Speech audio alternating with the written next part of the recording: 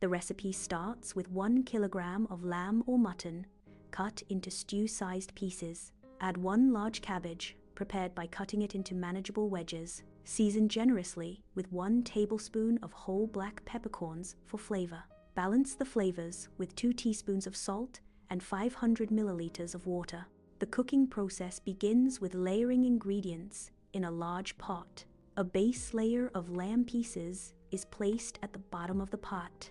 This is followed by a layer of cabbage wedges, creating the next stratum. Salt and peppercorns are sprinkled over each layer for even seasoning. Water is added to the pot, ensuring it covers the ingredients partially.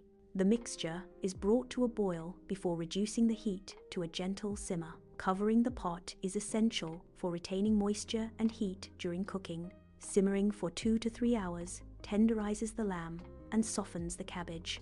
The finished fårikål is served hot, typically in individual bowls. Boiled potatoes are a standard side dish, complementing the main course. The broth is a key component, valued for its rich and flavorful taste. The cabbage should be infused with the savory juices from the lamb. Optional accompaniments include flatbread, lefse, and cold milk.